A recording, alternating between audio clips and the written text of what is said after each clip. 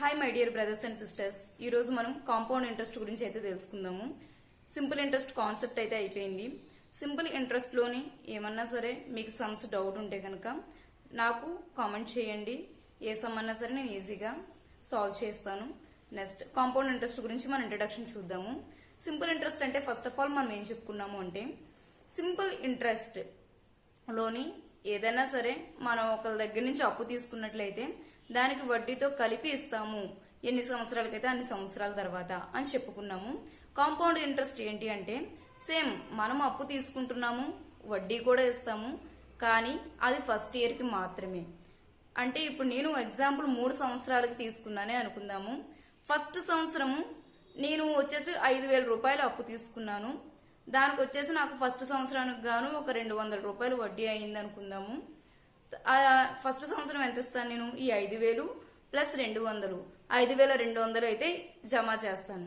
Second ఇయర్కి వెళ్ళేసరికి ఏమవుద్ది అంటే కనుక ఈ 5,200కి వడ్డీకి వడ్డీ అవుతుంది అనమాట. అంటే ఇప్పుడు ఈ 200 రూపాయల వడ్డీ ఏదైతే ఉందో ఫస్ట్ ఇయర్కి, ఆ వడ్డీకి మళ్ళీ మనకి వడ్డీ పడుతుంది. సో 5,200 ప్లస్ ఆ 200కు గాను వడ్డీ ఎంత అయిందో ఆ వడ్డీతో కలిపి నెక్స్ట్ ఇయర్ అనేది మనం ఇవ్వాల్సి ఉంటుంది. అదే 3వ సంవత్సరానికి వెళ్తే ఈ 5,200 ఏదైతే ఉందో ఆ 200కి ఫస్ట్ ఇయర్ లో ఏ 200 అయితే ఉందో ఆ 200కి ఇంట్రెస్ట్ పడుతుంది. ప్లస్ ఈ 5,200 ప్లస్ ఇంట్రెస్ట్ సెకండ్ ఇయర్ ఏదైతే యాడ్ చేసామో ఆ 200 ప్లస్ ఇంట్రెస్ట్ అవుతుందో దానికి కూడా వడ్డీ పడుతుంది అనమాట. సో ఆ వడ్డీకి వడ్డీ అనేది మనం కడుతూ పే బ్యాక్ చేయవలసి ఉంటుంది. సో అది కాంపౌండ్ ఇంట్రెస్ట్. అసలు అర్థమయ్యేలా ఎలా చూడాలి అనేది ఒక ఎగ్జాంపుల్ తీసుకొని చూద్దాము. ఇది అంతా కూడా కాంపౌండ్ ఇంట్రెస్ట్ మొత్తం కూడా రేట్ ఆఫ్ ఇంట్రెస్ట్ మీద డిపెండ్ అయి ఉంటుంది. అయితే ఏంటంటే కాంపౌండ్ ఇంట్రెస్ట్ అనగానే అందరూని అమ్మో ఫార్ములా ఉంటుంది, ఆ ఫార్ములా వేసుకొని ఆ ఇంటూలు చేసుకుంటూ ఉండాలి, అంత పెద్ద అమౌంట్స్ మనం చేయలేమని అనుకుంటాము. ఆ ఫార్ములా యూజ్ చేయకుండా సమ్ ఎలా చేయాలి అనేది ఈజీగా నేను చెప్తాను.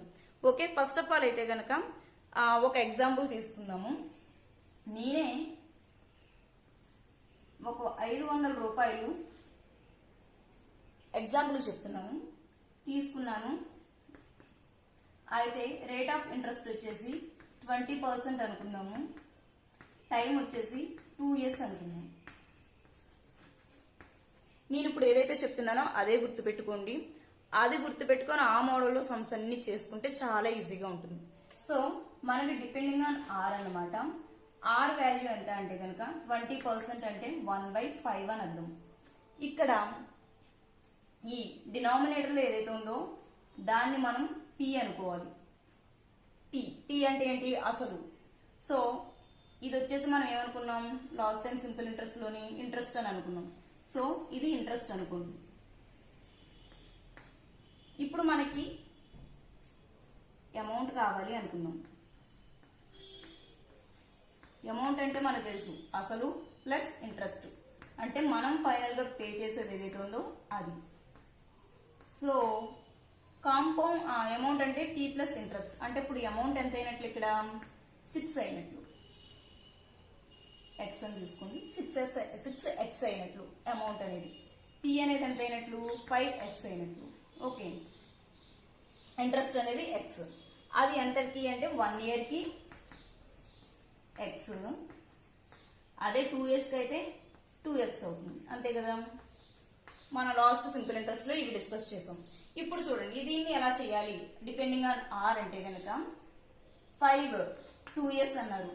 సో ఇప్పుడు టీ ఏమవుతుంది అంటే కనుక 2 years కాబట్టి ఇది 1 year కి, ఇది సెకండ్ ఇయర్ కి, అంటే 25 అయిపోతుంది.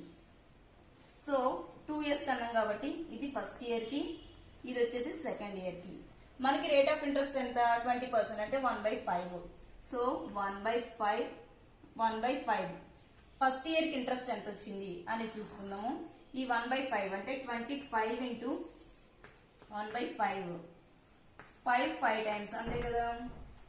సో ఫస్ట్ ఇయర్ కి 5 వస్తే 5 రూపీస్, సెకండ్ ఇయర్ కి ఎంత వస్తుంది? 1/5 సేమ్ 5 రూపీస్ వచ్చినట్లు. ఇప్పుడు ఇది ఫస్ట్ ఇయర్ ఇంట్రెస్ట్, ఇది second year interest. Okay, compound interest అంటే ఏం చెప్తున్నాము? ఇంట్రెస్ట్ కి ఇంట్రెస్ట్ యాడ్ చేసి ఇవ్వాలి అని అన్నాము. సో ఈ ఇంట్రెస్ట్ కి మళ్ళీ 1/5 ఎంత ఇంట్రెస్ట్ పడుతుంది 5 5 క్యాన్సిల్ కాబట్టి 1. సో ఇప్పుడు మనకు వచ్చిన ఇంట్రెస్ట్ ఎంత అంటే కనుక ఇక్కడ